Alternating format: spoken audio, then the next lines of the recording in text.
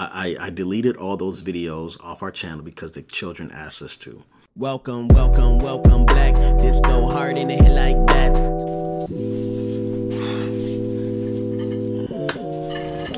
Okay.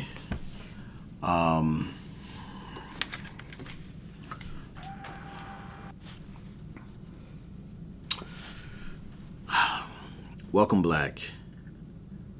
So I'm here to answer the question why I deleted 300 videos off of my channel. I deleted 300 videos off my channel because my children asked me to.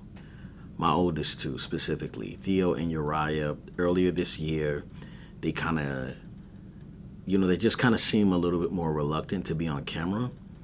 And you can just tell they didn't want to do it, man. And so I asked them, I was like, hey, like, are you guys okay with being on camera? And basically they were like, nah, we don't want to be on camera. And I had to like really sit and just listen to what they were saying. And what happened was, and I knew this day was going to come early on. I would think about like, yo, one day these kids are not going to want to be on camera.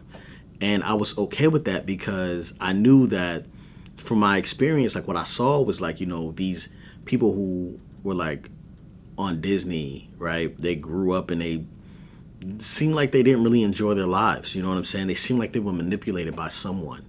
They seemed like they were taken advantage of by the system or something. And I didn't want that to be the reality for my children. And so I very much was like, whenever my kids tell me that they don't want to do this, I'm out. You know what I'm saying? They don't have to be on camera if they don't want to be on camera. And it started with Theo, maybe about 2 years ago. And he was just kind of like, yeah, I don't want to be in this video. Or I don't want to. And so I just said, okay, cool. Well, look, guys, we're going to be filming in this room. If you don't want to be filmed, don't come in this room because we're going to be filming in here. And sometimes they kind of peek around a corner. And you could tell like they wanted to be a part, but they didn't want to be on camera. And so I was like, okay, well, you can learn some skills behind the camera. You can be a PA, you can help lift the sandbags and all that stuff. And the reason why I did that is because I am very much pro family business. Even though I'm all about autonomy, like you don't have to be a part if you don't want to. But I am pro like, hey, you're going to help the family because this is what we do as a family. This is our business, right?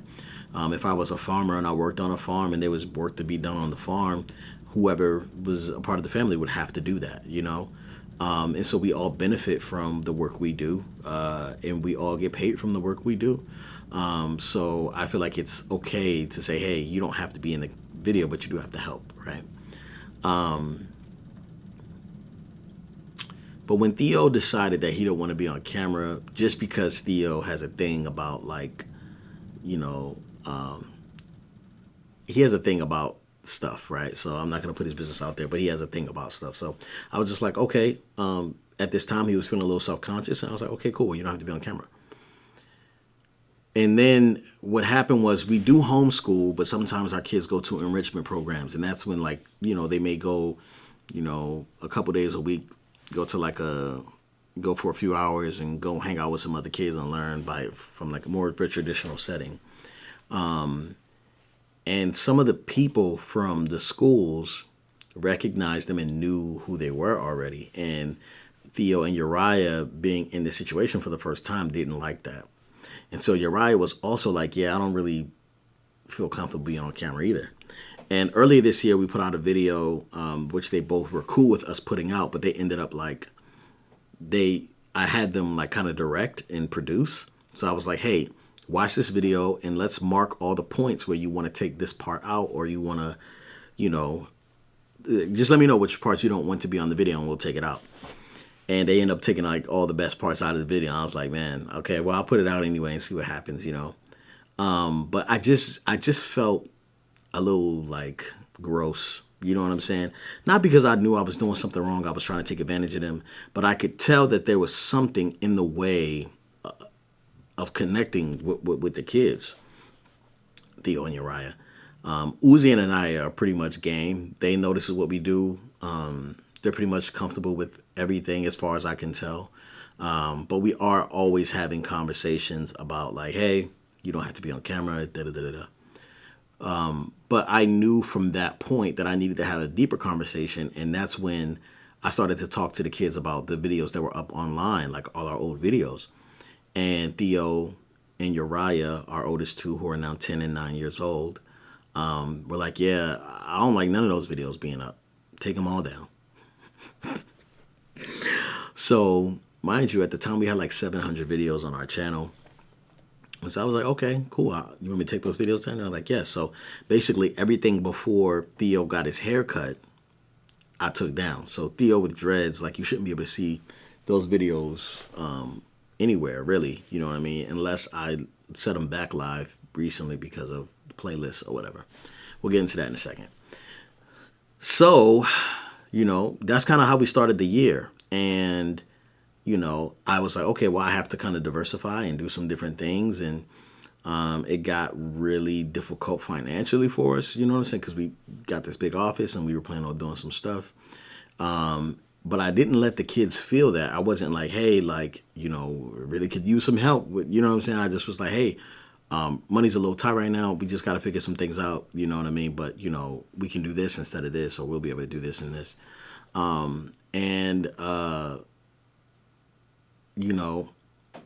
That's kind of what happened. I deleted all those videos off our channel because the children asked us to. The oldest two asked us to. And so there's been this long conversation for about the past few years of like people talking about consent with kids, and kids can't give consent.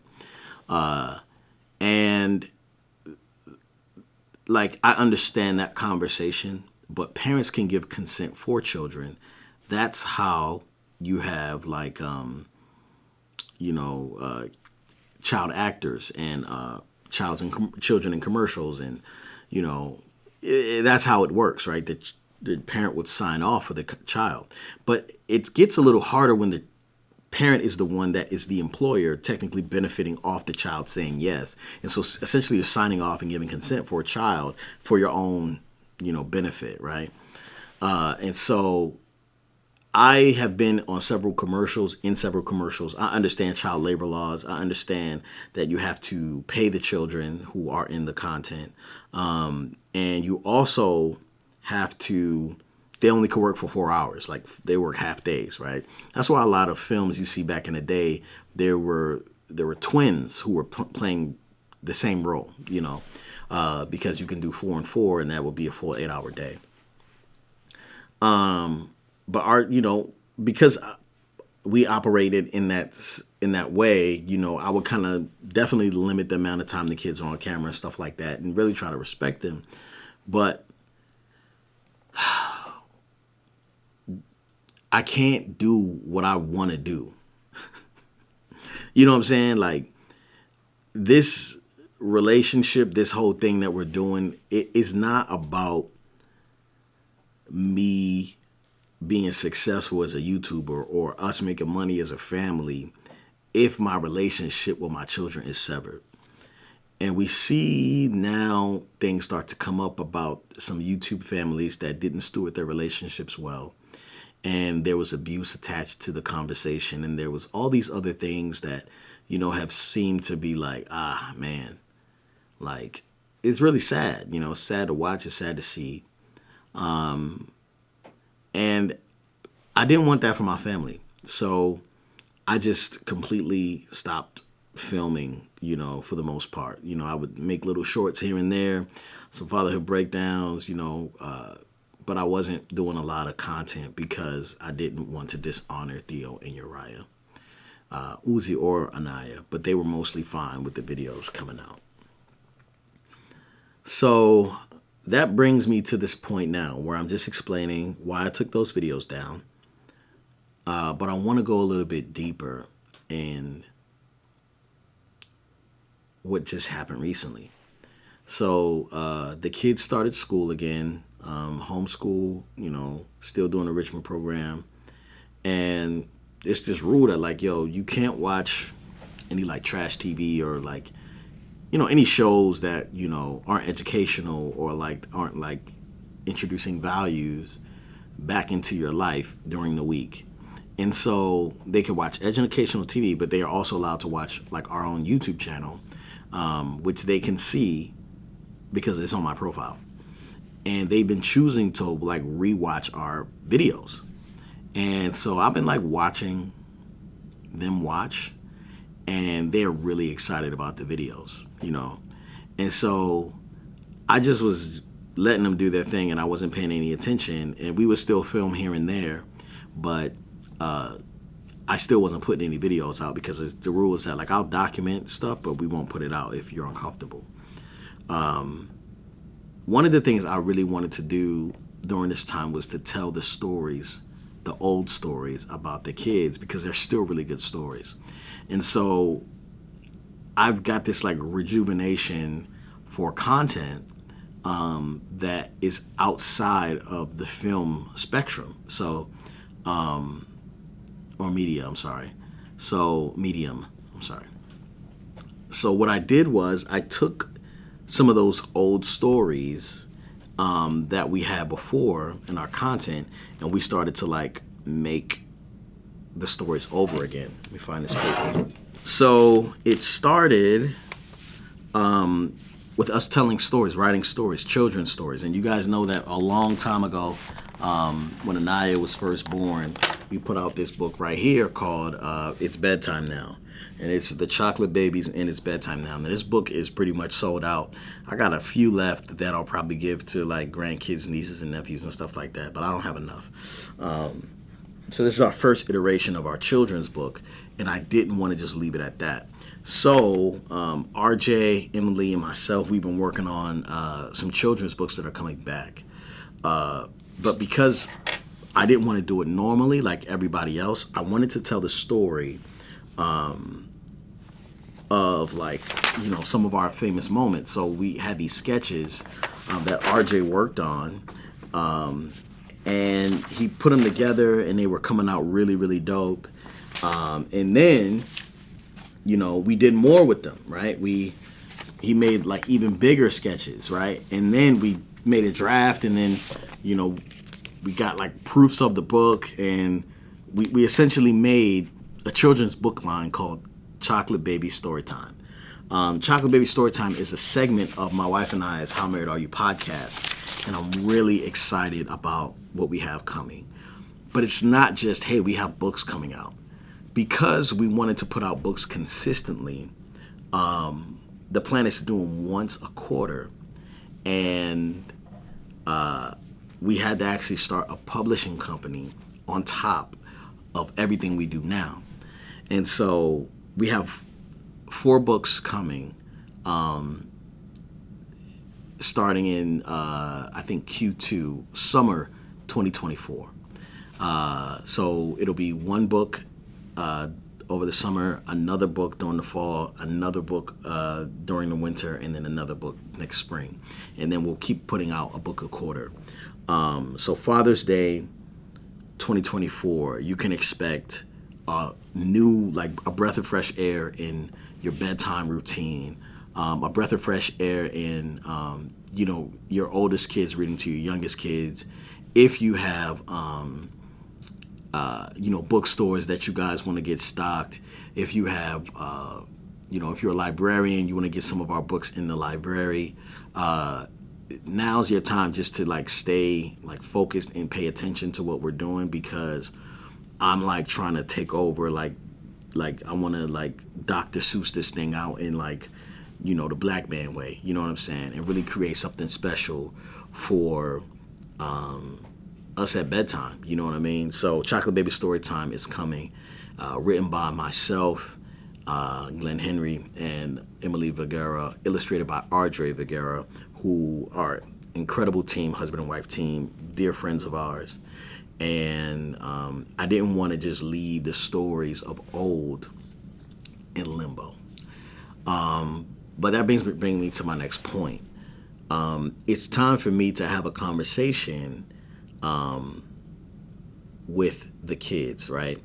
So just to reinstate this, right? If you want to know any more information about our Chocolate Baby Storytime series, I need your email so we can keep you updated, okay?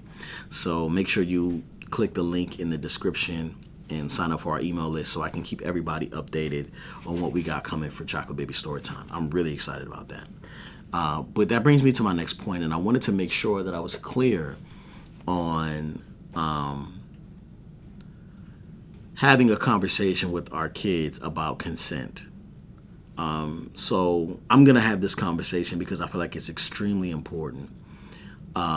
Because what happened was the other day, I've totally made this pivot. I've invested in the books, and we have, 4 books coming, and we started a publishing company. I'm kind of like, okay, this is a way for me to pivot. It still honors the children. It's exaggerated. It's very, very big. The stories are bountiful, right? Like it's great stories, right? And it honors them, and they're excited about it, and they're happy to read it. But then I watched our children watching our content, and I was smiling, and I was just watching. I was like, oh, this is so cool that they have this, And Theo looks at me and goes, why don't we make videos anymore? And I'm like, what you mean I won't make videos no more? You know I won't make videos no more, you know what I'm saying? And it turned out that they want to start having more conversations about like making videos again. And I just was like, hey, I'm not willing to do that without I'm not willing to just start making videos again without talking to you guys about consent. So this Friday at 12 p.m., we are going to be talking with the kids. I am going to be talking with our children about what it means for us to make videos and explaining to them what would happen and just having a conversation. And they said we can film it. So you will be able to watch real time me having a discussion with my children about consent. Very grateful that you stumbled upon this video. And I thank you for your patience. I know what I'm built for. I know what we're supposed to do, but I can't leave my family behind and allow them to feel like I'm taking advantage of them. I just won't have it. So, yeah, man. I appreciate you guys. Thank you guys so much for watching. Protect your life, keep your network popping. If you know someone, any content creator, anybody who's wondering about how they should be feeling about consent and YouTube families and, families taking advantage of their children and all this other stuff, make sure you invite them to the link that's in my, right here, actually. I'll put it at the end of the video about consent that we're going to have with our kids. I think it really will bless you. I'm hoping it will. I don't know which way they're going to go with the conversation, but I'm hoping that you guys would take heed to some of the things they're saying. And also, I'm challenging anybody else in the comment section that if they want to talk about what it means, or if they have any feelings and they're feeling some type of way about how we do what I do, I just want to have an open discussion about it. So, yeah, thank you guys for watching. Talk to you soon. Peace.